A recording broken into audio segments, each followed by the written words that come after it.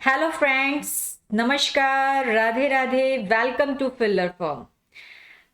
My name is Jyoti. दोस्तों, आपका स्वागत है UGC NET free online class में। दोस्तों, जैसे कि आप जानते हैं कि यूजीसी पेपर फर्स्ट और सेकंड होता है, और मैं जो है यूजीसी नेट की आपके हिंदी सेकंड एग्जाम को करवाऊंगी। और आई होप आप सब जो है बहुत अच्छी तरीके से मेरे साथ जुड़ेंगे और करेंगे इसे। और यहाँ पर आप लोग देख रहे हो स्क्रीन में यूजीसी पेपर जो फर्स्ट है उसको आप ज्वाइन कर सकते हैं। यहाँ पे हमारा ये व्हाट्सएप ग्रुप है और आप इसे ज्वाइन कर सकते हैं और इससे जुड़कर आप सारी जितनी भी अपडेट्स हैं वो ले सकते हैं यूजीसी के रिगार्डिंग। ठीक है, हमारा जो फिलर फॉर्म है आपको वो सब प्रोवाइड करता है। और यहाँ पर ये हमारा टेलीग्राम ग्रुप है, इसे देख सकते हैं आप। ये टेलीग्राम ग्रुप जो है आप इसे भी ज्वाइन कर सकते हैं। इसमें भी आपको सारी अपडेट्स मिलेगी फिलर फॉर्म के द्वारा। और ये हमारा इंस्टाग्राम अकाउंट है, आप इसको भी फॉलो कर सकते हैं। तो इस तरीके से आपको यहाँ पर तीनों ही तरीके से आप हमारे साथ कनेक्ट हो सकते हैं। और फिलर फॉर्म आपको सारी जितनी भी न्यू अपडेट्स है, ठीक है, यूजीसी के रिगार्डिंग या यूजीसी जो नेट है, जिन्होंने नेट क्वालिफाई करना है, वो सब यहाँ पर जो है आपको सब प्रोवाइड होगा, सारा मटेरियल प्रोवाइड होगा और आप यहाँ आकर इसका पूरा पूरा फायदा उठा सकते हो। गाइज, आप देख सकते हैं ये एक तरफ से आपको फ्री ऑफ कॉस्ट मिल रहा है। सो आप इसको आराम से जो है इसको देख सकते हैं। देखो यहाँ पे, देखो अगर आप लोग चाहो तो आप लोग यहाँ पर देखो प्ले स्टोर पे जाकर फिलर फॉर्म की एप्लीकेशन जो है उसे डाउनलोड कर सकते हो।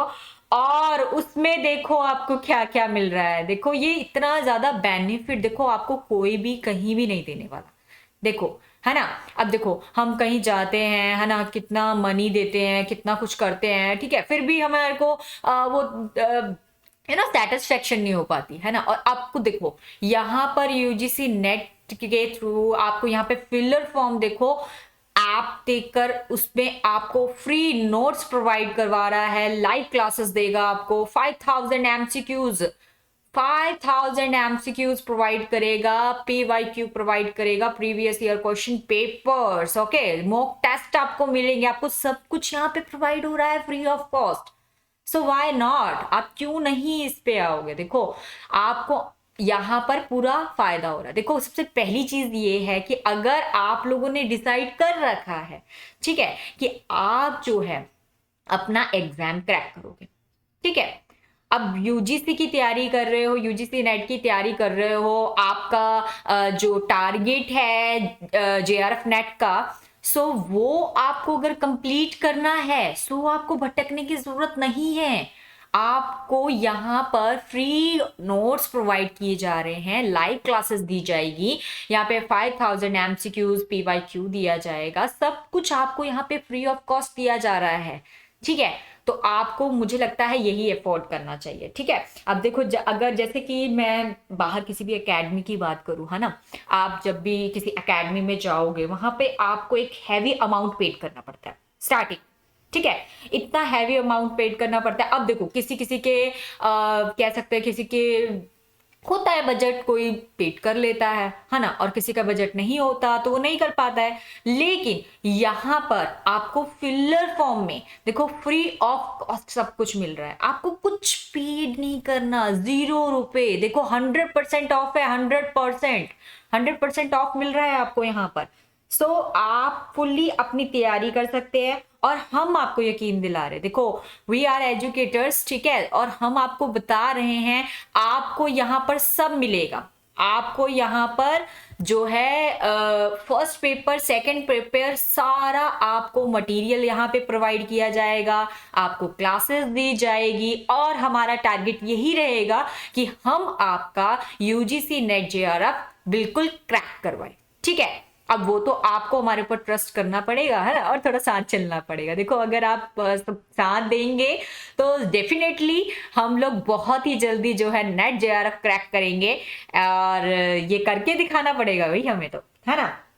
तो इसीलिए आप इसे ज्वाइन करें और देखिए कि कैसे आपको यहाँ पे जो सारा मटेरियल मिल रहा है आप उसका फायदा कैसे उठा सकते हैं, है ना। अब यहाँ पे देखो यूजीसी जो फिलर फॉर्म है हमारा, फिलर फॉर्म आपको देखो यहाँ पर सारी क्लासेस अवेलेबल है। यहाँ पे आप देखो यहाँ पे यूजीसी नेट 2022 में आपको क्या क्या मिल रहा है फायदा। देखो 9 बजे सुबह 9 बजे 9 AM में आपको यहाँ पे करंट जीके मिल रही है। सो आपकी करंट जीके यहाँ पे क्लियर हो जाएगी आराम से, बिल्कुल डेफिनेटली क्लियर हो जाएगी। एंड उसके बाद आपको यहाँ पे देखो 11 बजे 11 AM में आपका फर्स्ट पेपर की प्रिपरेशन करवाई जाएगी। आपको पता ही है फर्स्ट प्रिपरेशन, फर्स्ट जो एग्जाम है उसमें हमारी 10 यूनिट्स है और वो 10 यूनिट्स आपकी यहाँ पर कवर अप की जाएगी। तो आपको टेंशन, देखो टेंशन है, टेंशन फ्री हो जाता है यार इंसान आराम से, है ना।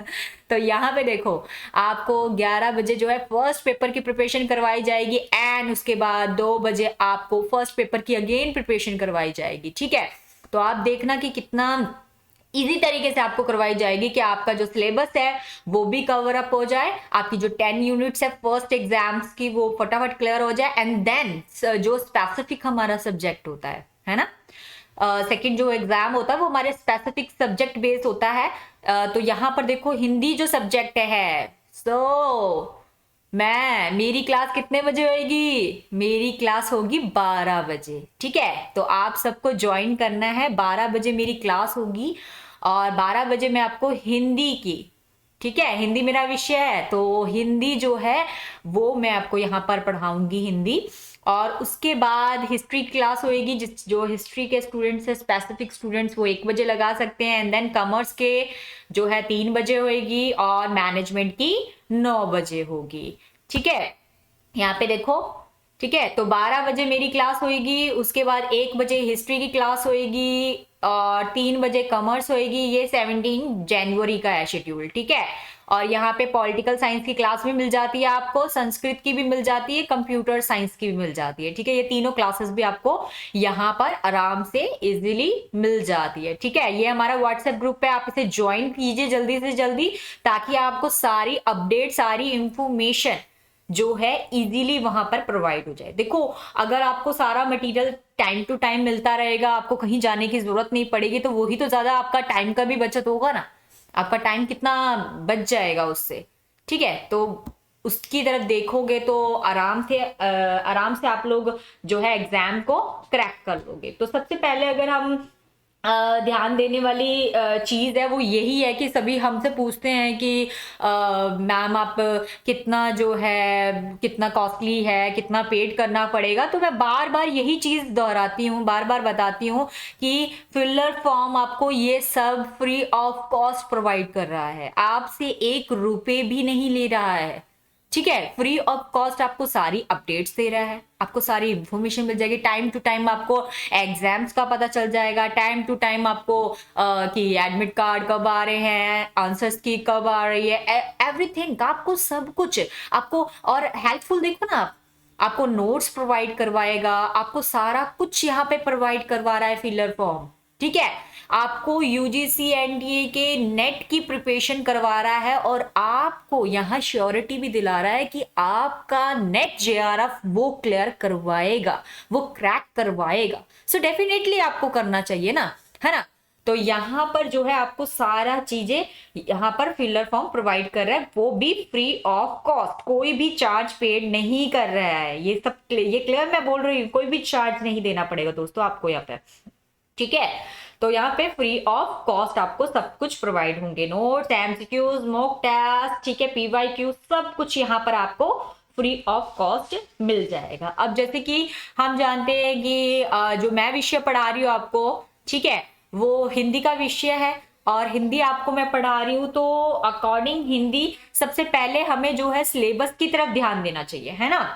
तो सिलेबस की तरफ अगर हम लोग ध्यान दें तो हमारे यहाँ पे काफी सारी यूनिट्स है। ठीक है, तो उस यूनिट्स को हमने बिल्कुल एक एक करके क्लियर करना है।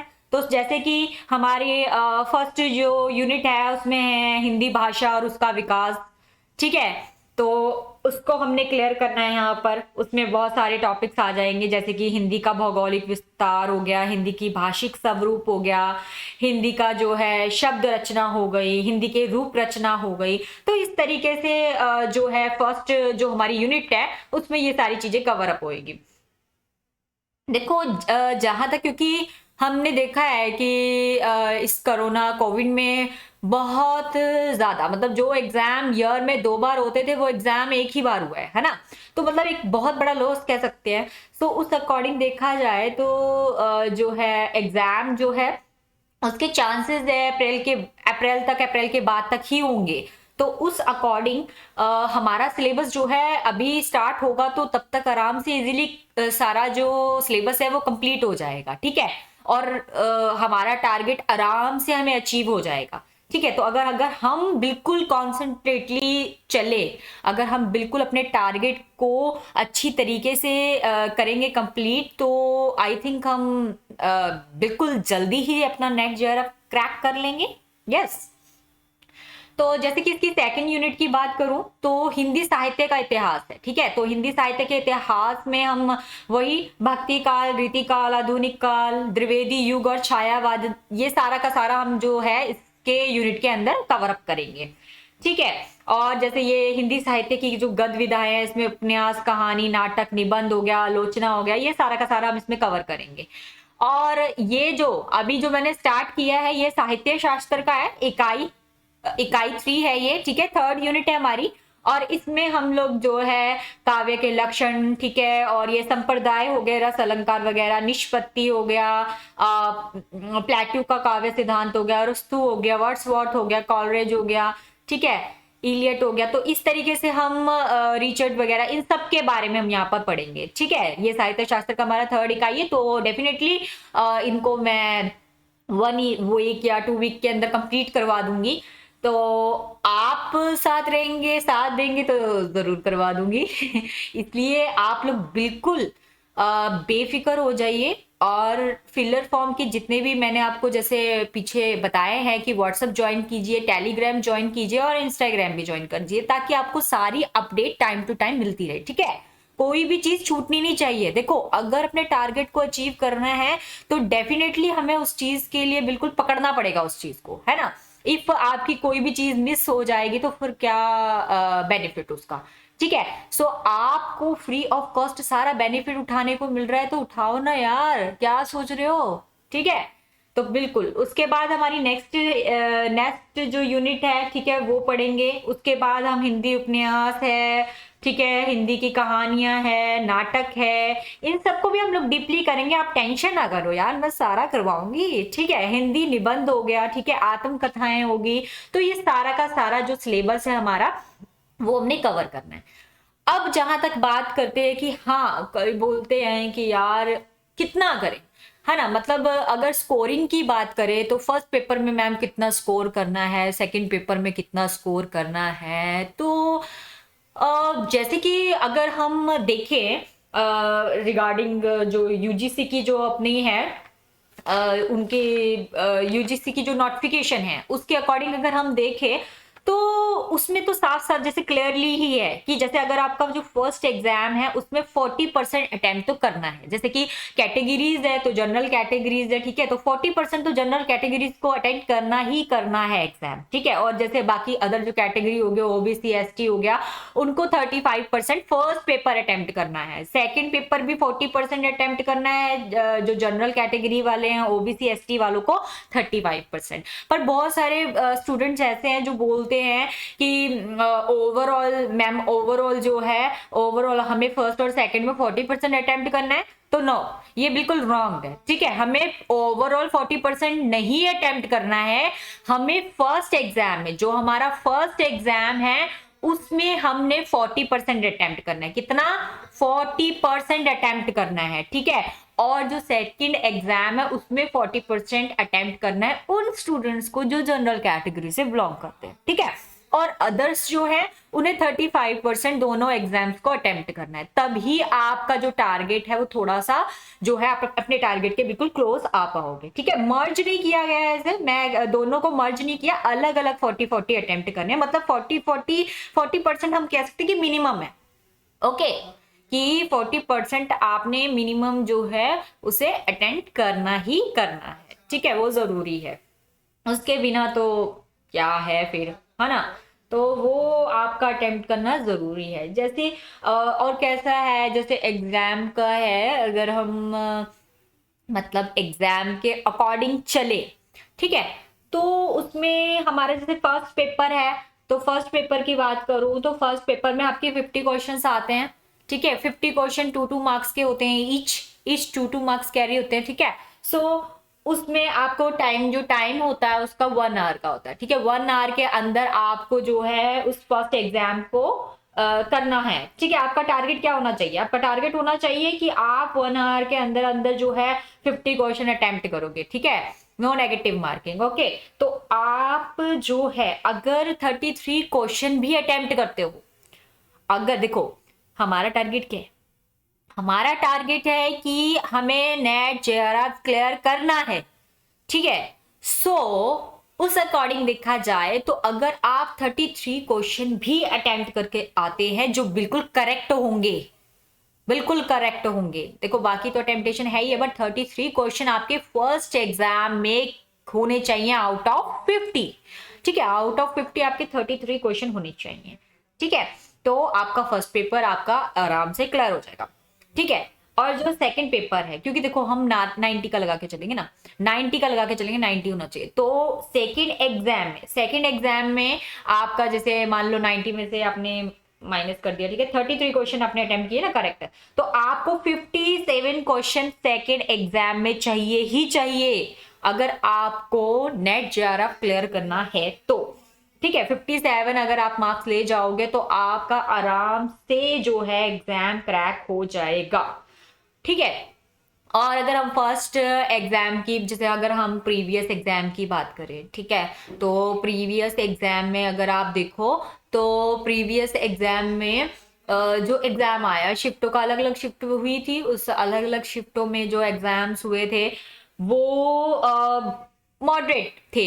ठीक है, मतलब कोई कुछ ने कहा इजी है, बट मॉडरेट मॉडरेट थे एग्जाम, वो इतने ना ही ज्यादा इजी थे ना ही ज्यादा बोलूंगी कि हार्ड थे, बट मॉडरेट एग्जाम थे, फर्स्ट वाली शिफ्ट का भी सेकंड का भी।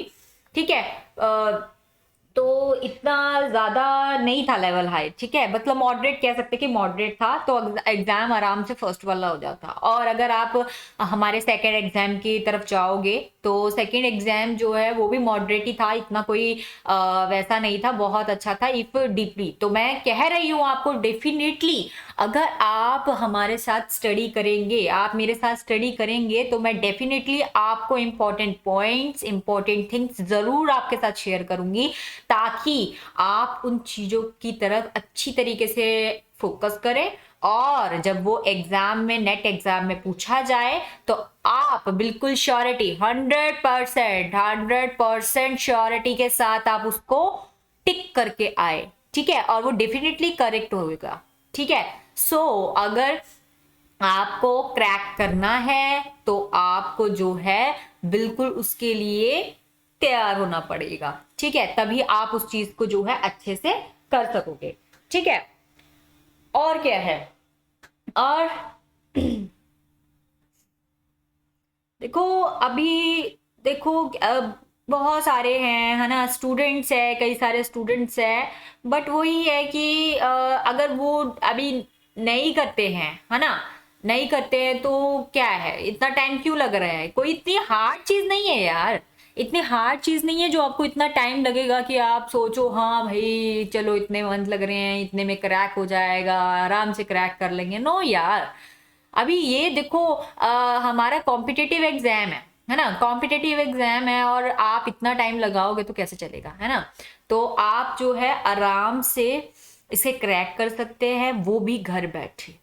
ठीक है, मैं बता रही हूं आपको, आप घर बैठे आराम से इसे क्रैक कर सकते। देखो आपको कहीं जाने की जरूरत नहीं है, मैं कहती हूँ नो अकेडमी, कोई एकेडमी जाने की जरूरत नहीं है, आपको कहीं जाने की जरूरत नहीं है। आप घर बैठे प्ले स्टोर पे जाओ, फिलर फॉर्म जो है डाउनलोड करो, ठीक है, इंस्टॉल करो, एंड देन इंस्टॉल करके आप उसमें देखो, आपको लिखा हुआ आएगा उसमें paper one and paper two. Okay, so आप क्लिक करना पेपर वन पे। पेपर वन पे आपको जो है देखना, ऊपर सारे नोट्स मिल जाएंगे जो 10 यूनिट्स है हमारी। 10 यूनिट्स के आपको उसमें बिल्कुल सारे जो नोट्स हैं वो आपको इजीली उसमें मिल जाएंगे। वो चेक करना आप, उसमें हर एक मतलब हर एक उसमें अलग है। जैसे जनरल जो एप्टीट्यूड है उसके अलग है, ठीक है, रिसर्च के अलग है जो है, और इस तरीके से ये आपका कॉम्प्रिहेंसिव जो है उसके अलग है। तो आपको अलग अलग जो है उसके आपको अलग अलग मिल जाएंगे उसमें इजीली, ठीक है। तो आप वहां से जो है फर्स्ट पेपर का जो है पूरा फायदा उठा सकते हो, ठीक है। बाकी देखो क्लासेस का तो मैंने आपको पीछे बता ही दिया है ना। क्लासेस का तो मैंने आपको यहाँ पर शेयर कर दिया कि क्लासेस जो है आपकी यहाँ पे 11 बजे फर्स्ट एग्जाम की ली जाएगी और 2 बजे भी आपकी जो है फर्स्ट एग्जाम की प्रिपरेशन करवाई जाएगी। सो आप 11 बजे भी अटेम्प्ट कर सकते हो, लाइव क्लास आएगी, आप लाइव को अटेंड कर लेना, एंड 2 बजे भी आपकी जो लाइव क्लास होगी आप उसको भी अटेंड कर लेना। तो डेफिनेटली 2 क्लासेस में तो आई थिंक आप लोगों का सिलेबस भी कवर जल्दी हो जाएगा और आप लोग डेफिनेटली फर्स्ट एग्जाम के लिए तो बिल्कुल पक्के हो जाओगे, है ना। और जहां तक हम बात करते हैं सेकंड एग्जाम की, तो सेकंड एग्जाम तो मैं जैसे कि हिंदी सब्जेक्ट पढ़ा रही हूँ स्पेसिफिक, तो हिंदी की बात करूंगी। तो स्पेसिफिक जो हिंदी सब्जेक्ट है उसकी क्लास आपकी कितने बजे होगी? 12 बजे। देख लो 12 बजे में टाइम बता रही हूँ आप लोगों को कि 12 बजे आपको कौन सी क्लास अटेंड करनी है? मेरी क्लास अटेंड करनी है आपको, ताकि आपको मैं सारा सिलेबस हिंदी का कवर अप करवा सकूं। क्योंकि देखो सीधी सी बात है, सबको पता है कि बाकी सब्जेक्ट्स थोड़े से थोड़े इजी होंगे as compare to Hindi. Hindi का जो सिलेबस होता है वो काफी लेंथी होता है ना।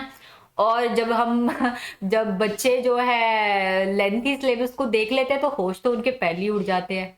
सोचते हैं यार इतना लेंथी सिलेबस है, कौन हाथ लगाएगा, कैसे कवर अप होगा। टेंशन माइंड में इतनी सारी आ जाती है कि कैसे करेंगे, हाउ कैसे होगा ये सारा का सारा। तो वो हाउ जो है वो ही मैं यहाँ चेंज करने आई हूँ आपके पास वो हाउ ही चेंज करने आई हूँ। वो सोच रही हूँ कि कैसे जो है आपका जो काम है वो इजी किया जाए, कैसे मैं आपकी मदद कर सकती हूँ, कैसे मैं आपकी हेल्प कर सकती हूँ। और कि आपका जो एग्जाम है वो मैं कम ही टाइम में, देखो जैसे कि हमारे पास टाइम की बात करूं, अगर हम अप्रैल भी लगाकर चलते हैं तो अप्रैल से पहले अगर मैं सिलेबस की बात करूं कि कवर अप करना है तो जनवरी है हमारे पास, ठीक है, फेब है, मार्च है, ठीक है। तो आराम से 3 मंथ्स 4 मंथ्स सफिशिएंट है आई थिंक अपने सिलेबस को कवर अप करने के लिए, ठीक है। तो आपको यहाँ पर देखो, आप यहाँ पे आपको यूनिट्स पढ़ाऊंगी, ठीक है। आपको वहां पर आप लोग जाओगे, जब ऐप में जाओगे तो आपको वहां पे देखो नोट्स मिल जाएंगे। नोट्स के साथ साथ आपको वहां पे एमसीक्यूज मिल जाएंगे, ठीक है। आपके साथ साथ मैं बता रही हूँ, मैं आपके साथ साथ प्रीवियस ईयर क्वेश्चन पेपर भी आपके साथ डिस्कस करूंगी, ठीक है। तो आपका काम तो और ज्यादा आसान हो गया, ठीक है। अब इतना ज्यादा आसान कर दिया मैंने आपका काम, देखो और क्या हो सकता है। पर देखो मेरी क्लास आपको अटेंड करनी पड़ेगी, 12 बजे की जो मेरी क्लास है ये अटेंड करोगे तभी इतना सारा फायदा मिलेगा, ऐसे नहीं मिलेगा, ठीक है। तो 12 बजे की जो मेरी क्लास है उसको अटेंड करना, उसमें मैं आपको सेकंड एग्जाम की प्रिपरेशन करवाऊंगी, फर्स्ट एग्जाम की प्रिपरेशन आप कर ही लेंगे, ठीक है। तो वहां पर आपको जो सारा मटेरियल है वो प्रोवाइड हो जाएगा, ठीक है। और जो हिस्ट्री के स्टूडेंट्स हैं वो हिस्ट्री की क्लास अटेंड कर सकते हैं, कॉमर्स वाले कॉमर्स की, पॉलिटिकल साइंस वाले पॉलिटिकल साइंस की, संस्कृत के संस्कृत की, कंप्यूटर साइंस की भी। देखो अभी थोड़ा सा है, देखो अभी इस साल जो है एग्जाम अप्रैल के बाद होंगे, है ना। तो जिस तरीके का ये कोविड वाला काल चल रहा है इसमें तो काफी ज्यादा वो हो गया, और आप लोगों के लिए तो बेनिफिट ही है ना यार, है ना। देखो एग्जाम होते हैं हम सोचते हैं यार सिलेबस कवर नहीं हुआ यार, हाउ कैसे हम अपना एग्जाम दे पाएंगे, कैसे कर पाएंगे। तो ये देखो आपके पास 2022 आ गया है, ठीक है, 2022 आ गया और वो आपको इतना टाइम दे रहा है कि आप जो है सब कुछ कर सको, ऊपर से आपको हम मिल गए हैं, है ना। आपको फिलर फॉर्म मिल गया है यार, फिलर फॉर्म। और फिलर फॉर्म आपको क्या दे रहा है? फिलर फॉर्म आपको देखो सब कुछ घर बैठे प्रोवाइड करवा रहा है, सब कुछ। अब जितने देखो, कोविड में वैसे भी कोई बाहर नहीं जा रहा है, कोविड में वैसे भी कहीं इधर उधर जाना हो नहीं पा रहा है, तो कोविड में आप घर बैठे सारी स्टडी कर सकते हैं। आप अगर आपकी कोई क्वेरी है, कुछ है, तो आप लोग वहां पर हम लोगों को जो है मैसेज कर सकते हैं, ठीक है। आप हमसे क्वेरी कर सकते हैं वहां पर। आपको सब कुछ, आपके सारे डाउट्स हम लोग क्लियर करने के लिए बैठे हैं यार, ठीक है। आप हमारे साथ रहें, हम आपके साथ रहें, और हमारा टारगेट तो यही है ना कि हम आपके साथ साथ रहकर आपका जो है एग्जाम क्रैक करवाएं, आपका नेट जेआरएफ क्रैक कराएं, यही हमारा टारगेट है, ठीक है। तो हमें वो टारगेट अचीव करवाना है आपसे, ठीक है। तो आप एक बार अपना माइंड सेट करेंगे, सो हम जो है आपके साथ आपको जो है वहां तक पहुंचा देंगे, ठीक है। हमने तो पढ़ाना ही है, हमारा काम पढ़ाने का है, हमने पढ़ाकर आपका जो एग्जाम है वो पूरी तरीके से करवाना है, ठीक है। तो यहाँ पर देखो, आप देख सकते हैं UGC NTA net exam Hindi साहित्य। देखो हिंदी साहित्य की बात कर रही हूँ मैं यहाँ पे, ठीक है। जो हमारा ये थर्ड है, जो साहित्य शास्त्र है, साहित्य शास्त्र में जो मैंने टॉपिक लिया है आज का, वो है काव्य लक्षण, ठीक है। काव्य लक्षण हमारा टॉपिक है। और काव्य लक्षण जो है ये हमारा इकाई थर्ड में है, ये यूनिट थर्ड है हमारी, इकाई थर्ड है, और उसमें भाग वन है, उसमें भाग वन काव्य लक्षण है, और उसे हम आज डिस्कस करेंगे काव्य लक्षण को, ठीक है। काव्य लक्षण को यहाँ पे हम डिस्कस करेंगे, ठीक है। तो जब बात करते हैं हम काव्य लक्षण की, ठीक है, क्या है काव्य लक्षण? काव्य लक्षण किसी भी कविता का लक्षण कैसी कविता होनी चाहिए, मतलब कैसी कविता होगी वो। आपको अगर देखो, आपको बोला जाए, ठीक है, आपको वो मान लो ये कह देते हैं कि आपको कविता लिखनी है, ठीक है। काव्य मतलब कविता, सीधी सी बात, काव्य मतलब हो गया कविता, ठीक है। आपको कविता लिखने के लिए कहा जाए तो आपके दिमाग में क्या आएगा? आपको बोला जाए कि आपको कोई कविता लिखनी है तो आपके दिमाग में क्या आएगा? आपके दिमाग में कोई मानक तो होगा, कोई मूल्य होगा आपके दिमाग में, आपके ध्यान में कुछ ऐसा होगा जिसको ध्यान में रखते हुए आप क्या लिखोगे? कविता लिखोगे, ठीक है। वो कुछ भी हो सकता है, आप किसी को माइंड में रखकर कर रहे हो, किसी को ध्यान में रखकर कर रहे हो, तो आप उसको ध्यान में रखते हुए एक कविता लिख दोगे, ठीक है। तो वो क्या है? काव्य है, वो कविता है, ठीक है। तो यहाँ पर जो काव्य है वो एक कविता है, और उस कविता को लिखने की यहाँ पे बात की जा रही है, ठीक है। बट अब कोई भी कविता है, अगर एक सामान्य व्यक्ति है, वो सामान्य व्यक्ति क्या कर रहा है कि कविता लिखता है, ठीक है। तो अगर वो लिखता है और एक सामान्य व्यक्ति उस कविता को पढ़ेगा, तो वो सामान्य व्यक्ति उसे एक अलग तरीके से नहीं देखेगा। उसका तो एक सोचने का तरीका, मैं कहूंगी कि शायद सामान्य व्यक्ति का सोचने का तरीका एक अलग होगा। लेकिन एक आचार्य है, ठीक है, एक आचार्य है या एक विद्वान है, ठीक है, जो कविता लिखते हैं, उनके अंदर कई भावनाएं होती हैं, ठीक है, वो अपनी भावनाओं से बहकर कविता लिखते हैं, आचार्य विद्वान है, ज्ञानी है, तो वो जो है कविता को एक अलग तरीके से देखेंगे, ठीक है। उनके लिए वो कविता एक अलग वे में होगी, और एक सामान्य व्यक्ति की नजर में वो कविता, वो काव्य अलग वे में होगा, ठीक है। मतलब दोनों का जो नजरिया होगा, हम कह सकते हैं कि वो अलग होगा, ठीक है। तो जाहिर सी बात है कि एक आचार्य अगर कविता लिखेगा तो वो कुछ सोचेगा, वो कुछ सोचेगा, और फिर सोचकर उसको पूरी तरीके से करके वो जो है उसको अप्लाई करेगा कि हाँ मुझे इसमें कविता लिखनी है। कविता का लक्षण का तात्पर्य क्या है यहाँ पे? यहाँ पे कविता लक्षण है क्या? कविता लक्षण है कि कविता क्या है। मेरी बात समझ में आ रही है आप लोगों को? कविता लक्षण की बात की जा रही है, कविता लक्षण क्या है, तो यहाँ पे क्या है कि कविता क्या है, ठीक है। अब जहां तक हम बात करें, आचार्य रामचंद्र जो शुक्ल जी हैं, आचार्य रामचंद्र शुक्ल जी, उन्होंने एक पूरा का पूरा इस निबंध ही लिख डाला इसके ऊपर कि कविता क्या है, ठीक है। उन्होंने पूरा का पूरा एक कविता क्या है निबंध लिख डाला, ठीक है। तो वैसे तो अगर मैं बात करूं आचार्यों की, तो बहुत सारे आचार्यों ने काव्य के बारे में अपने अपने मतलब काव्य लक्षण के बारे में अपनी अपनी बातें कही है। लेकिन जो रामचंद्र शुक्ल जी है, उन्होंने तो पूरा का पूरा जो है एक निबंध लिख डाला, जिसमें उन्होंने बोला कि कविता क्या है, उसको पूरी तरीके से उन्होंने बताया, एक्सप्लेन किया उसको अच्छे से। ठीक है, तो कविता क्या है, हम बात करते हैं कविता क्या है। कविता क्या है, एक काव्यात्मक रचना है। ठीक है, एक काव्यात्मक रचना है, या कह सकते हैं एक कवि की कृति है। ठीक है, कवि ने अपनी कृति लिखी है यहाँ पर, वही एक काव्यात्मक रचना है। ठीक है, उस कविता से होता क्या है, देखो कविता क्या है, मनोवेगों को उत्तेजित करने का एक उत्तम साधन है। हमारे जो मन के वेग है, देखो जब तक मन के अंदर कोई उथल पुथल नहीं होएगी, आप कविता नहीं लिख सकते। अब आप एक सामान्य व्यक्ति है, मान लीजिए आप एक सामान्य व्यक्ति है और आप बैठ गए, अब कुछ सोच नहीं रहे हो, कुछ दिमाग में है नहीं, आपने बस कुछ भी लिख डाला। ठीक है, लेकिन एक बड़ा विद्वान है, एक आचार्य है, एक कवि है, वो जब बैठेगा, उसके जीवन, उसका वातावरण, क्या पता ऐसा हो कि उसका आसपास का वातावरण काफी दुखों से भरा हो। ठीक है, आसपास का एटमॉस्फेयर जो उसका होगा वो बड़ा दुखों से भरा हो, शायद उससे प्रभावित होकर वो कविता लिख दे।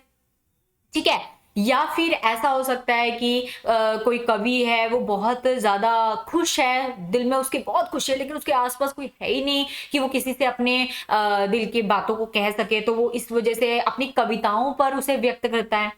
ठीक है, या फिर कोई, मैं कहूँ कोई प्रेम प्रेमिका है, ठीक है, कोई प्रेमी है, ठीक है, नायक है और नायिका है, तो वो दोनों का प्रेम प्रसंग है, तो वो दोनों के दोनों क्या है, वो दोनों के दोनों जो है एक दूसरे से बिछड़ जाते हैं, और बिछड़ जाते हैं तो जो नायक है वो नायिका के वियोग में जो है कविता लिख डालेगा।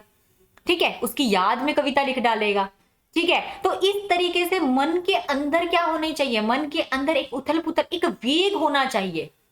ठीक है, कविता जो है मनोवेगों को उत्तेजित करती है, हमारे जो मन है उनके वेगों को उत्तेजित करती है, और वो ही हमारे मन के अंदर इस कविता लिखने के लिए हमें सक्षम बनाता है।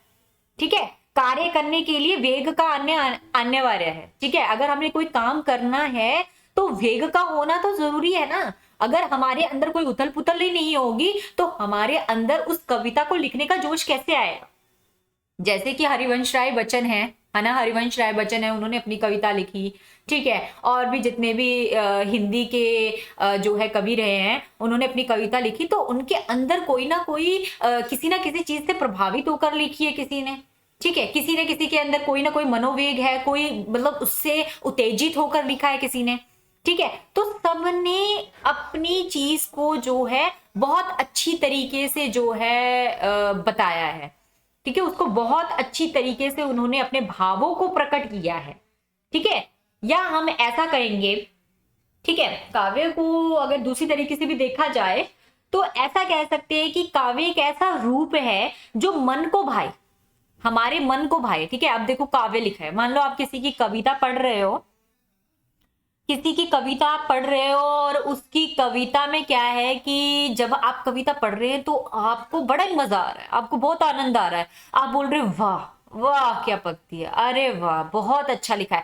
ये एक्चुअली कभी कभी क्या होता है कि कवि की जो मन वृत्ति होती है, जो कवि की जो मन की वृत्ति होती है, मन की जो भावनाएं होती है, वो हमसे बिल्कुल मेल खाती है। हमारी भावनाएं और कवि की भावनाएं जब एक हो जाती है ना, जब दोनों में समन्वय हो जाता है, जब दोनों एक हो जाती हैं, तो हम बोलते हैं वाह, अरे वाह क्या कविता लिखी है, अरे क्या वाह बहुत अच्छी कविता लिखी है ना। क्यों? क्योंकि दोनों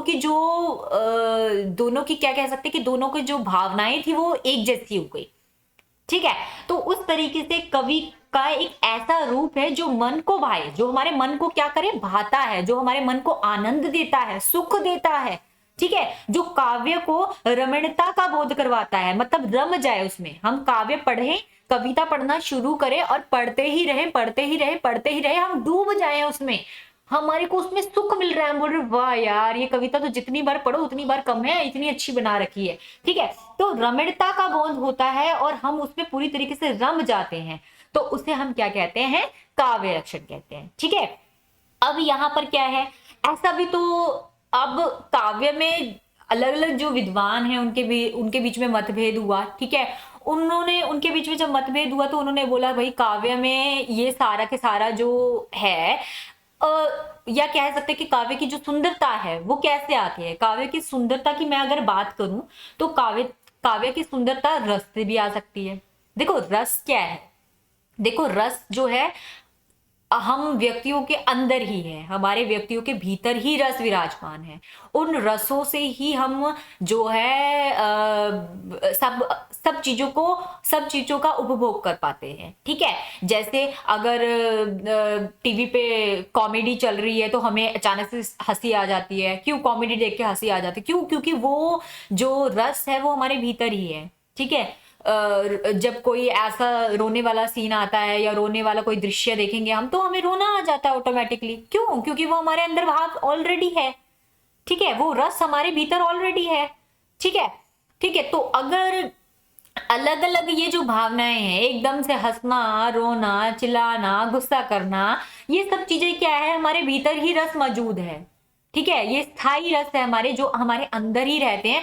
तो उनके द्वारा ही क्या कह सकते हैं हम, उनके द्वारा भी काव्य जो है वो लिखा जा सकता है। वो काव्य की सुंदरता को और ज्यादा बढ़ा देता है। ठीक है, उसमें मजा आने लग जाता है हमें। ठीक है, शायद ऐसा हो सकता है कि छंदों के द्वारा जो है काव्य में सुंदरता प्रकट होती हो, क्या पता गुण हो, क्या पता रीति हो, अलंकार हो, इनके कारण जो है काव्य में हमें जो है बहुत आनंद की प्राप्ति हो रही है ना। तो इस तरीके से काव्य जो है वो बहुत ही अच्छा जो है हमें लगने लग जाता है। ठीक है, तो काव्य लक्षण क्या है, मतलब कविता क्या है ना। अब इसमें अलग अलग राइटर्स ने बताया है, सबके नजरिए में अलग अलग काव्य के लक्षण माने गए हैं, तो उनके काव्य लक्षण जो है वो शेयर किए। अब जैसे यहाँ पे मैंने बता दिया ना काव्य लक्षण, जो कि कविता क्या है। ठीक है, काव्य लक्षण मतलब मेनली क्या है कि कविता क्या है, जिसमें रामचंद्र शुक्ल जी ने भी जो है एक पूरा निबंध लिख डाला कि कविता क्या है। ठीक है, तो वो है। तो यहाँ पर सामान्य लक्षण की अगर मैं बात करूं, तारकनाथ बाली ने सामान्य लक्षण जो बताए हैं वो ये 3 बताए हैं। वैसे अगर देखूं तो जो है 4 लक्षण है, पर मैं आपको बताती हूँ, चौथा भी बताती हूँ आपको मैं। उससे पहले आप इन तीनों की तरफ ध्यान दीजिए। ठीक है, तो क्या बता रहे हैं तारकनाथ बाली, क्या कह रहे हैं, तारकनाथ बाली ने सामान्य लक्षण बताए हैं कि अगर हम कोई भी कविता लिखते हैं, अगर हम कोई काव्य लिखते हैं तो उनके क्या लक्षण होने चाहिए, उनके अंदर क्या गुण होने चाहिए। ठीक है, तो यहां पर क्या है, पहला गुण, एक अच्छा काव्य लक्षण संक्षिप्त होना चाहिए। संक्षिप्त होना चाहिए, देखो क्लियरली वो बोल रहा है कि वो काव्य लक्षण क्या होना चाहिए, संक्षिप्त होना चाहिए। अब देखो बहुत सारे कवि हैं, महाकाव्य लिख डाले, इतने बड़े बड़े महाकाव्य लिख डाले। ठीक है, बहुत बड़े बड़े जो है वो लिख डाले, तो क्या है कि जब ज्यादा बड़ा भी हो जाता तो इंसान बोर हो जाता है यार, है ना। तो सिंपली कि उन्होंने कहा कि वो क्या होना चाहिए, संक्षिप्त होना चाहिए, जो काव्य लक्षण है वो संक्षिप्त होना चाहिए। ठीक है, दूसरा तारकनाथ बाली ने क्या कहा, ठीक है, तारकनाथ बाली जी कहते हैं कि परिभाषिक शब्दों का प्रयोग नहीं होना चाहिए। सबसे पहले आप लोगों को पता होना चाहिए कि परिभाषिक शब्द होता क्या है। परिभाषिक शब्द की बात कर रही हूं यहाँ पे मैं। ठीक है, परिभाषिक शब्द क्या है, परिभाषिक शब्द जो ऐसे शब्द जो सामान्य व्यवहार की भाषा में नहीं होते हैं। ठीक है, जो हम सामान्य भाषा में यूज करते हैं या जो हम बोलते हैं, आप बोलते हो या कोई और व्यक्ति बोलता है, वो सामान्य भाषा में यूज नहीं होते हैं।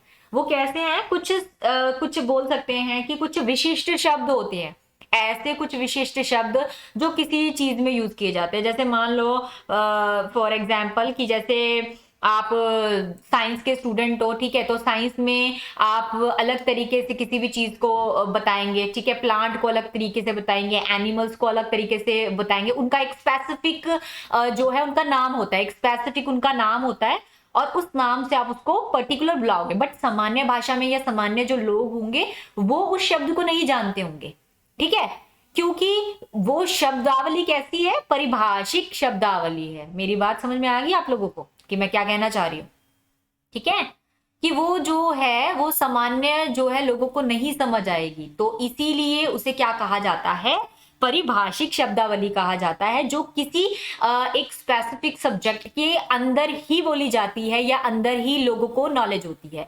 तो अगर जैसे अगर हम मैथ्स की बात करें तो मैथ्स के अंदर जो स्पेसिफिक वर्ड यूज किए जाते हैं वो स्पेसिफिक वर्ड सिर्फ मैथमेटिशियंस को ही पता होते हैं। अगर जो विज्ञान के हैं, साइंस के स्टूडेंट्स हैं, साइंस में जो वर्ड्स यूज किए जाएंगे है ना, तो वो उसी विषय को जानते हैं तो वो अपने विषय में ही उन शब्दों का प्रयोग करेंगे, ठीक है।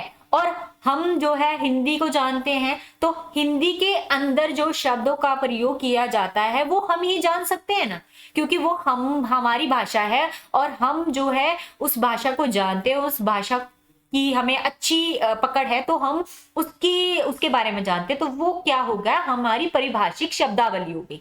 तो यहाँ पर जो तारकनाथ बाली है, तारकनाथ बाली जो है काव्य लक्षण के लिए बताते हैं कि एक अच्छा काव्य क्या है, संक्षिप्त होना चाहिए, एक अच्छा काव्य संक्षिप्त होना चाहिए, ठीक है। साथ ही साथ उसमें क्या है, परिभाषिक शब्दों का प्रयोग नहीं होना चाहिए। जो परिभाषिक शब्द उसमें प्रयोग होते हैं, जो पर्टिकुलर किसी प्लेटफॉर्म में होता है, जो विशिष्ट जो है विशिष्ट शब्द होते हैं उसके लिए यूज होते हैं, वो शब्दों का प्रयोग नहीं होना चाहिए। सामान्य आम भाषा वाले शब्दों का प्रयोग होना चाहिए ताकि सभी को वो चीज समझ में आ जाए, इजीली सब उसको समझ सके, ठीक है। उसके बाद क्या है, तारकनाथ ने बाली ने जो है तीसरा बताया, निषेधात्मक शब्द नहीं होने चाहिए। निषेध, निषेध का मतलब क्या होता है, मनाही, ठीक है। निषेध होना, एक नेगेटिव सेंस में बता दी इन्होंने, नेगेटिव सेंस में बात कर दी है कि निषेधात्मक शब्दों का प्रयोग नहीं होना चाहिए, ऐसे शब्द नहीं होने चाहिए जिनमें निषेध हो, ठीक है। तो ऐसी चीजें ही बताओ जो सबको पता हो। और जो तारकनाथ वाली ने चौथा पॉइंट बताया था, वो चौथा पॉइंट ये था कि जिसमें ये तीनों के तीनों, जिसमें ये तीनों के तीनों जो है नहीं होंगे, जिस काव्य में संक्षिप्त नहीं होगा, ठीक है, परिभाषिक शब्दों का प्रयोग जो है नहीं होना चाहिए, तो उन्होंने बोला नहीं होना चाहिए। निषेधात्मक शब्दों का प्रयोग नहीं होना चाहिए, तो नहीं होना चाहिए। अगर जिनमें ये तीनों चीजें नहीं होगी, मतलब इनके उल्टे जाएंगे, विपरीत जाएंगे, तो उसे काव्य लक्षण नहीं माना जाएगा, उसे किसी भी तरीके से हम काव्य लक्षण नहीं बोल सकते। ये चौथा पॉइंट था तारकनाथ बाली का। तारकनाथ ने बाली ने बोला कि ये तीनों पॉइंट उस काव्य के अंदर होने जरूरी है। अगर किसी भी काव्य के अंदर ये तीनों पॉइंट्स होंगे, ये तीनों पॉइंट्स होंगे जो मैंने आपको बताए हैं, तो हम कह सकते हैं कि वो क्या है, काव्य लक्षण है। मेरी बात समझ में आ गई ना, काव्य लक्षण क्या है, ठीक है। तो ये कविता के अंदर ये तीनों बातें होनी चाहिए, उसे हम काव्य लक्षण कहेंगे। अब आगे चलते हैं, आगे क्या है, यहाँ पे आप लोग मेरे देखो व्हाट्सएप ग्रुप भी आ रहा है, ठीक है, व्हाट्सएप आ रहा है नंबर, आप लोग व्हाट्सएप नंबर से जो है व्हाट्सएप ग्रुप ज्वाइन कर सकते हैं, ठीक है। ये हमारी वेबसाइट है, ठीक है, इस वेबसाइट को भी ज्वाइन कर सकते हैं। सो आपको कितना इजी है, आपको सब कुछ यहाँ पे प्रोवाइड हो रहा है, तो आप आराम से ज्वाइन कर सकते हैं, ठीक है। आगे चलते हैं। संस्कृत में काव्य लक्षण आचार्यों ने मुख्य 3 आधारों पर किया है। संस्कृत के देखो आचार्य हैं, संस्कृत के जो मुख्य आचार्य हैं उन्होंने काव्य लक्षण को 3 आधारों पर डिवाइड किया है। पहला उन्होंने बोला है शब्द और अर्थ के आधार पर लक्षण, ठीक है, उन्होंने क्या कहा है, शब्द और अर्थ के आधार पर लक्षण। दूसरा उन्होंने कहा है शब्द के आधार पर लक्षण, और तीसरा उन्होंने कहा है रस और ध्वनि के आधार पर लक्षण, ठीक है। तीनों तरीके से उन्होंने जो है लक्षण बताए हैं कि इस तरीके के जो है हमारे लक्षण हो सकते हैं, ठीक है। तो यहां पर अगर आप लोग ध्यान से देखें, शब्द और अर्थ के आधार पर लक्षण, तो बामा, वैसे तो देखो अनेक ऐसे आचार्य विद्वान हैं, ठीक है, उन्होंने बहुत अलग अलग तरीके से लक्षण बताए। यहाँ पे हम लोग क्या करेंगे कि जिन सबके तरीके पढ़ेंगे कि सबने मतलब काव्य को क्या कहा है, उन्होंने क्या कहा कि काव्य के लक्षण किसे कहते हैं। तो बामा के अकॉर्डिंग अलग है कि काव्य के लक्षण कुछ और है, रुद्रट ने कुछ और कहा, कुंतक ने कुछ और कहा, और मम्मट ने कुछ और कहा, दंडी ने कुछ और, जयदेव ने कुछ और, जगन्नाथ ने कुछ और। तो इस तरीके के सभी जो आचार्य हैं उन्होंने अपने तरीके से बताया कि जो काव्य के लक्षण है वो ये होने चाहिए, ठीक है। तो अगर हम शब्द और अर्थ के आधार पर लक्षण बताएं, मतलब शब्दार्थ, देखो शब्द और अर्थ मिलकर शब्दार्थ, तो शब्दार्थ के अनुसार अगर हम बताएं तो क्या कहा है जो हमारे है आचार्य उन्होंने, तो सबसे पहले आते हैं बामा। बामा ने क्या कहा है, शब्दार्थो सहितो काव्यम, ठीक है। बामा ने क्या कहा है, बामा ने कहा है कि शब्द और अर्थ का सहित भाव ही काव्य है। देखो ये जो है ना, शब्दार्थो सहितो काव्यम, ये काव्य अलंकार, काव्य अलंकार में जो रचना है काव्य अलंकार, उसमें ये पंक्ति जो है बामा ने दी है, और बामा ने कहा है कि शब्द और अर्थ का सहित भाव ही काव्य है। मतलब जहां पर शब्द भी हो और साथ ही साथ उसका अर्थ भी हो, अगर सब शब्द और अर्थ दोनों साथ में होंगे, दोनों के साथ उनका दोनों का भाव होगा, तो वो ही क्या है, हमारा काव्य है। शब्द और अर्थ का सहित भाव ही क्या है, काव्य है। तो बामा के अकॉर्डिंग बामा ने ऐसा बताया। उसके बाद आ जाते हैं रुद्रट। रुद्रट ने भी बिल्कुल वही काव्य अलंकार जो रचना है उसमें बता रखा है, नन्नु शब्दार्थो काव्यम, ठीक है। इसमें वो क्या बताते हैं, शब्द और अर्थ का समन्वय ही काव्य है। समन्वय क्या होता है, समन्वय दोनों का मिल जाना, दोनों का एक हो जाना, जब पता ही ना चले दोनों के भाव कब एक जैसे हो जाए, है ना, तो उसे हम क्या कहेंगे, समन्वय कहेंगे। तो शब्द और अर्थ दोनों जब मिल जाए, शब्द और अर्थ, रुद्रट की बात कर रही हूँ, रुद्रट बताते हैं कि शब्द और अर्थ का जब समन्वय हो जाए वही क्या है, काव्य है, वही काव्य है, ठीक है। तो रुद्रट ने बोला कि शब्द और अर्थ का समन्वय ही काव्य है। उसके बाद आते हैं कुंतक। कुंतक ने क्या कहा है, कुंतक कहते हैं शब्दार्थो सहितो वक्र कवि व्यापार शालनी बंधे व्यवस्थो काव्यम तद्धिते हदाकारणी। इसमें क्या कहते हैं, इसमें सिंपली कुंतक ने क्या कहा है, सिंपल वे में कहूं अगर मैं कुंतक क्या बोलते, कुंतक ने कहा आह्लादकारक, आह्लादकारक होता क्या है, आह्लादकारक होता है प्रसन्न, जो चीज आपको आनंद प्रदान करे, जो चीज आपको खुशी दे, आपको आनंद की अनुभूति हो जाए। देखो मैंने आपको क्या कहा, आपको मैंने कहा कि जब हम काव्य पढ़ते हैं तो कवि काव्य पढ़कर हमारे भाव और कवि के भाव एक जैसे हो जाते हैं, समन्वय हो गया ना दोनों का, दोनों के भाव एक जैसे हो गए, तो दोनों को क्या होगा, जो पढ़ने वाला है उसको आनंद की अनुभूति होगी। कौन से आनंद की अनुभूति होगी, जो कवि को आनंद महसूस हुआ है वही आनंद उस पढ़ने वाले को भी महसूस होने लग जाएगा। तो वो क्या है, उसका आनंद है, उसकी प्रसन्नता है, जिसको आह्लाद कारक कहा गया। तो कुंतक आह्लाद कारक कवि व्यापार से युक्त सुंदर रचना संपन्न होना चाहिए, व्यापार से युक्त होना चाहिए, प्रसन्नता होनी चाहिए, सुंदर रचना से संपन्न होना चाहिए, बिल्कुल सुंदर रचना होनी चाहिए, उसमें व्यवस्थित शब्द भी होने चाहिए और साथ साथ अर्थ भी होने चाहिए। उसे क्या कहा गया है, यहाँ पे काव्य कहा गया है, ठीक है।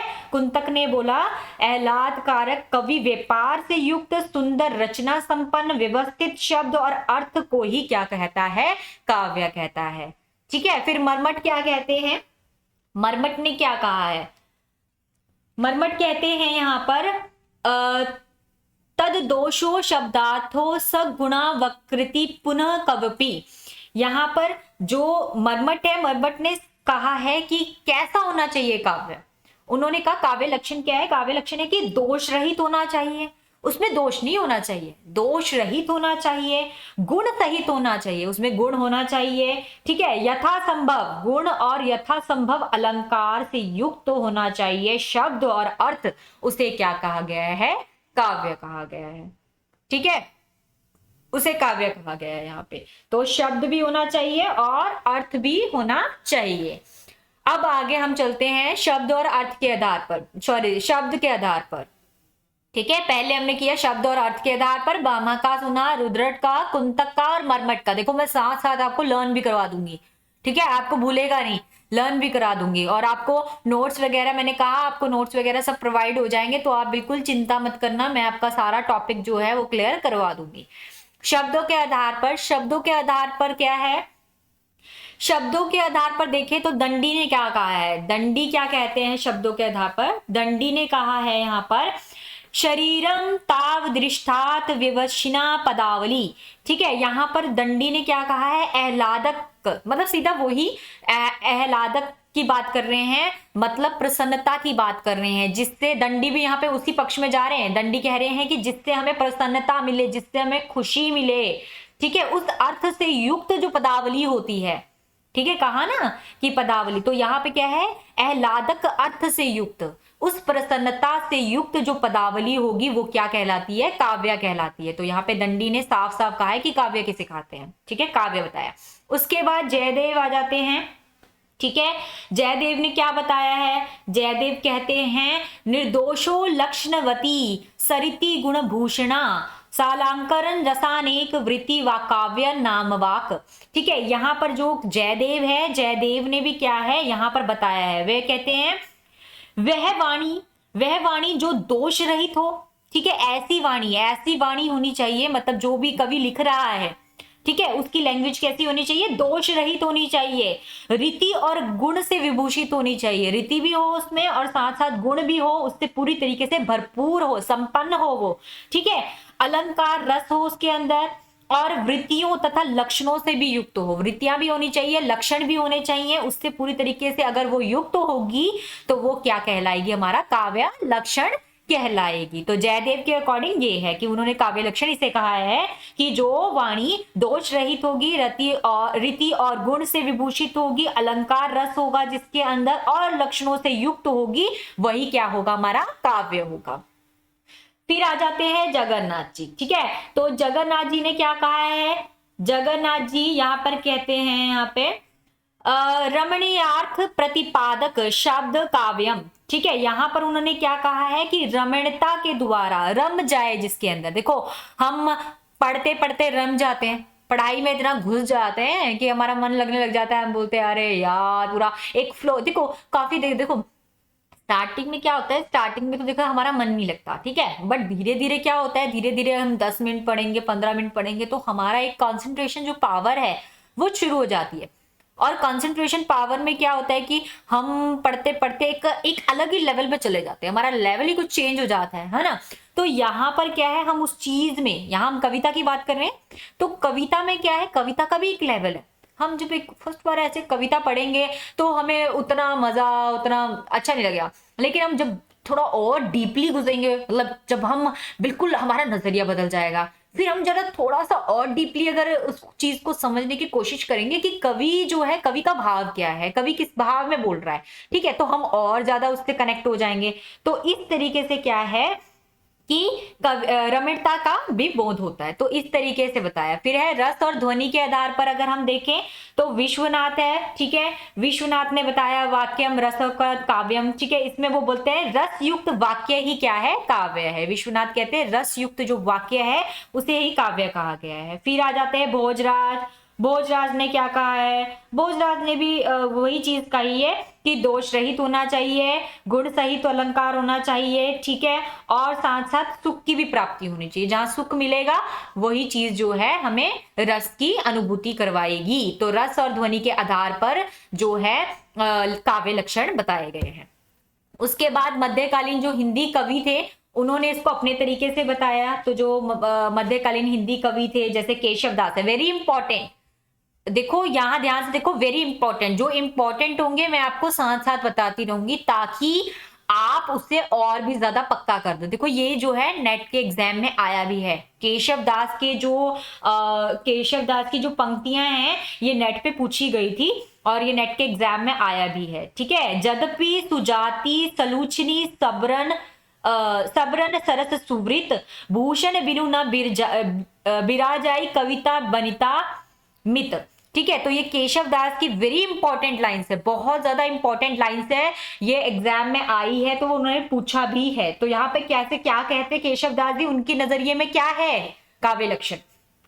केशव को अलंकारों से विशेष मोह था। ठीक है, जो केशव दास थे उनको अलंकार बहुत पसंद थे, और आई थिंक अगर हम केशव दास जी की कविताएं देखें तो वो ज्यादातर जो है अलंकारों से ही भरी पड़ी है, क्योंकि अलंकारों का प्रयोग उन्होंने बहुत ज्यादा किया है, इसलिए हम कह सकते हैं कि उन केशव दास को अलंकारों से बहुत प्यार था। ठीक है, तो यहाँ पर ये जो पंक्तियां हैं वेरी इंपॉर्टेंट है केशव दास की, और नेट के एग्जाम में पूछी भी जाती है।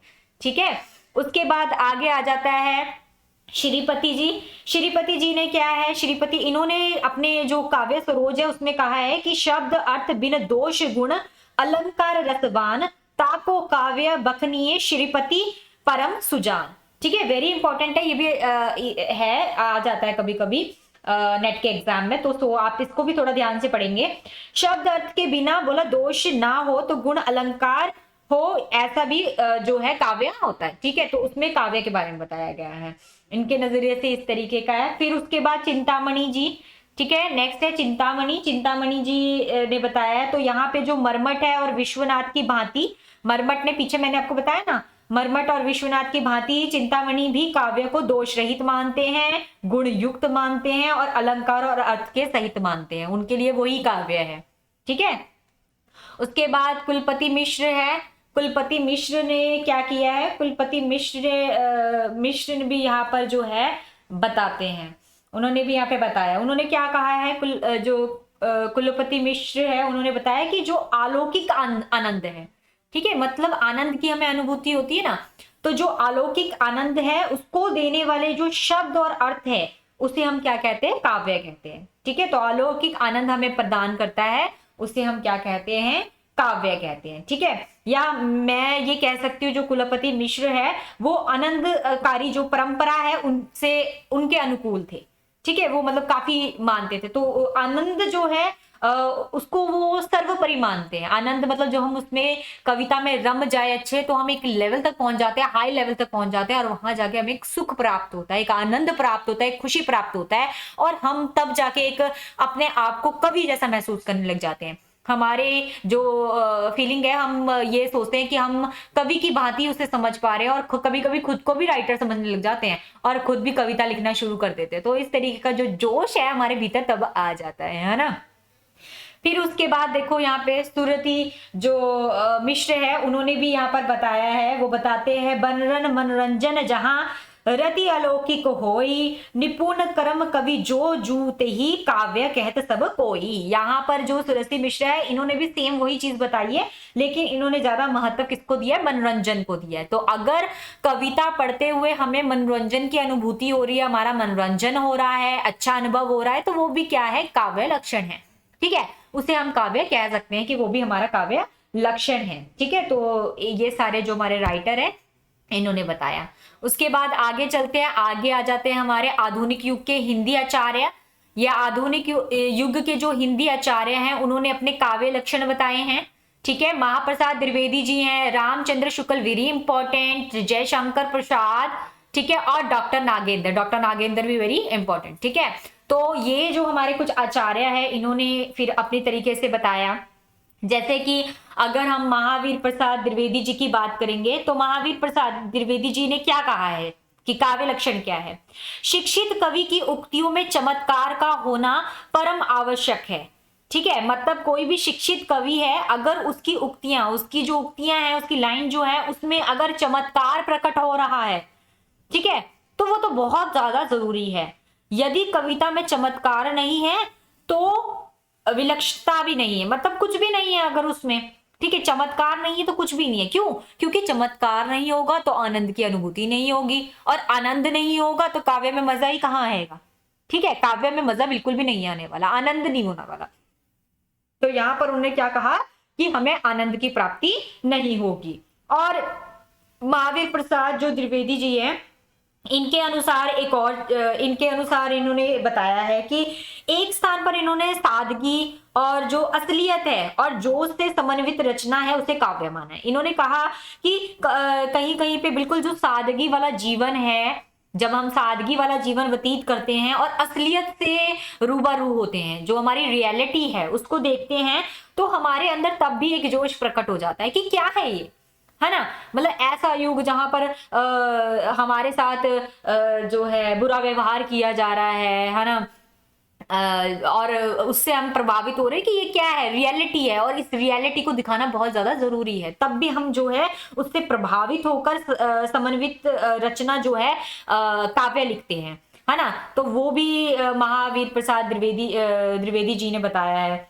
और क्या है, उन्होंने कहा है महावीर प्रसाद द्विवेदी जी के अकॉर्डिंग काव्य लक्षण क्या है, उन्होंने ये भी कहा कि अंतःकरण की वृत्तियों के चित्र का नाम भी कविता है। ठीक है, हमारे अंतरकरण में मतलब हमारे अंदर ही जो हमारी वृत्तियां हैं उसमें जो है चित्र, उसमें जो हमारे चित्र बनते हैं और हम तब कविता लिखना शुरू कर देते हैं, तो वो भी एक तरीके से है। फिर है रामचंद्र शुक्ल जी। रामचंद्र शुक्ल जी ने क्या कहा है, कविता ही मनुष्य के हृदय को स्वार्थ संबंधों से संकुचित मंडल से ऊपर उठाकर लोक समन्वय भाव भूमि पर ले जाती है। मतलब एक अलग ही लेवल हो जाता है, हम स्वार्थ से उठकर जो है लोक सामान्य में आ जाते हैं, बिल्कुल एक ऐसे जीवन में आ जाते हैं हम अपने दुख को अपना दुख नहीं समझते हैं, हम सोचते हैं सबका दुख है ना, हमारा अकेला का दुख नहीं है। ठीक है, तो हम क्या है उसको बिल्कुल ऊपर उठ जाते हैं और इस तरीके से हम उसको जहां जगत की गतियों का जो मामरिक स्वरूप है उसका साक्षात्कार करते हैं और शुद्ध अनुभूतियों का संचार भी होता है। तो रामचंद्र शुक्ल की ये पंक्तियां वेरी इंपॉर्टेंट है। ठीक है, उन्होंने किस तरीके का काव्य लक्षण बताया है ये आपको एग्जाम में पूछा जा सकता है, सो वेरी इंपॉर्टेंट आपको पढ़ना। ठीक है, उसके बाद आ जाता है जयशंकर प्रसाद। इन्होंने बताया है संकल्पनात्मक अनुभूति कहा है इन्होंने। इनके नजरिए में काव्य क्या है, काव्य की जो आत्मा है वो संकल्पना है एक तरीके से। ठीक है, मतलब कल्पना है एक तरीके से, कल्पना एक अनुभूति है, एक संकल्प है इनके जीवन में। ठीक है, संकल्प अनुभूति है, उसी को इन्होंने क्या कहा है, काव्य की आत्मा कहा है। उसके बाद है डॉक्टर नागेंद्र। डॉक्टर नागेंद्र ने क्या कहा, डॉक्टर जो नागेंद्र है, डॉक्टर नागेंद्र जो है यहाँ पर उन्होंने कहा कि रचनात्मक शब्दार्थ ही, डॉक्टर नागेंद्र का रचनात्मक शब्दार्थ ही काव्य है और उसकी छदोमीय विशिष्ट विधा आधुनिक अर्थ में कविता है। ठीक है, मतलब रस से भरा होना चाहिए काव्य।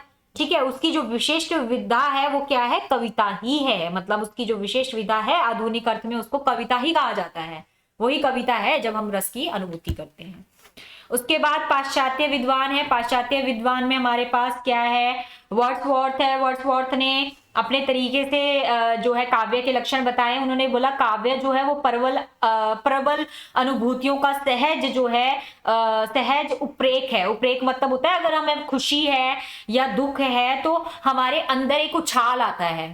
ठीक है, एक उछाल आता है कि हमें अपने भावों को प्रकट करना है, तो हम उसको प्रकट करते हैं अपने भावों को, या कह सकते हैं कि काव्य प्रबल भावों को सहज उछलन है। ठीक है, जब भाव प्रकट होते तो हम उसको जो है कविता के माध्यम से बता देते हैं। ठीक है, तो वर्ड्सवर्थ ने इस तरीके से काव्य लक्षण कहा है। उसके बाद जो कालिल है, कालिल ने जो है काव्य को सुषप्त संगीत कहा है। इनके अकॉर्डिंग जो है संगीत है, काव्य एक स्पष्ट जो है एक संगीत है, संगीत को इन्होंने महत्व दिया, तो इन्होंने बोला कि केवल काव्य लक्षण एक का संगीत है। फिर जो है यहाँ पर एडगर है, एडगर एलन लिखा हुआ है, इसको एडगर एलन है। ठीक है, एडगर एलन, तो एडगर एलन पो जो है उनके अनुसार जो है सौंदर्य की संगीतात्मक सृष्टि ही काव्य है।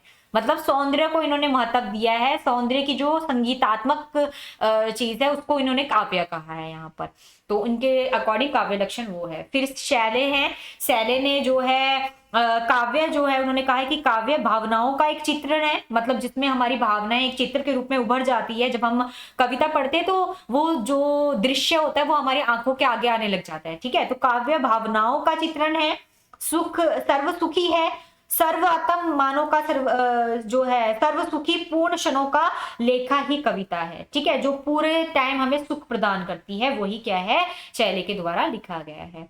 ठीक है, तो इस तरीके से जो है हमारा जो काव्य लक्षण है वो जो है फिनिश होता है काव्य लक्षण।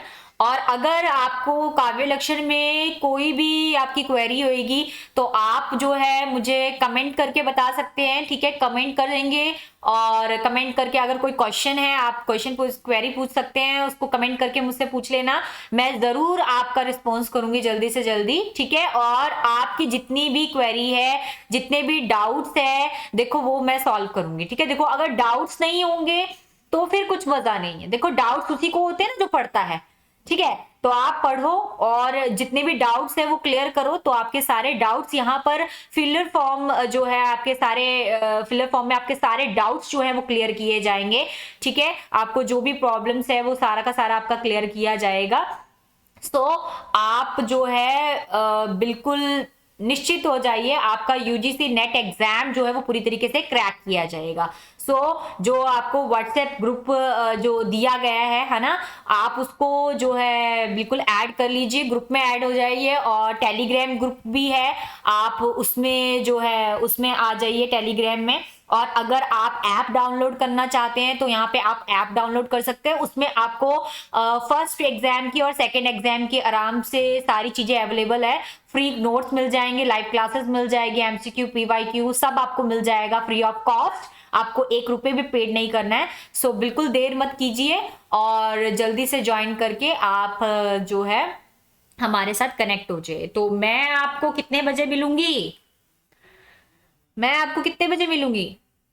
ओ भैया 12 बजे आपको मैं 12 बजे मिलूंगी। और 12 बजे जो है मेरी क्लास होगी और आप मेरी क्लास ज्वाइन करेंगे और मैं आपको हिंदी विषय पढ़ाऊंगी। ठीक है, तो आपका सारा एग्जाम, आपका सिलेबस सब मैं कंप्लीट करवाऊंगी। आपको बस हमारे साथ जुड़े रहना है और फिलर फॉर्म से जुड़े रहना है। ठीक है, तो ठीक है, थैंक यू गाइस। और आपको कोई भी क्वेरी होगी तो आप प्लीज कमेंट बॉक्स में कमेंट कर दीजिए। ये व्हाट्सएप ग्रुप है हमारा और फिलर फॉर्म का सारी एप्लीकेशन इसमें है। तो आप सबका सब आपको सारी इंफॉर्मेशन हमारे ग्रुप्स में, टेलीग्राम ग्रुप्स में, इंस्टाग्राम, आपको सब जगह अपडेट्स जो है ऐप में भी सारी जगह आपको मिल जाएगी। ठीक है, thank you so much. Radhe Radhe.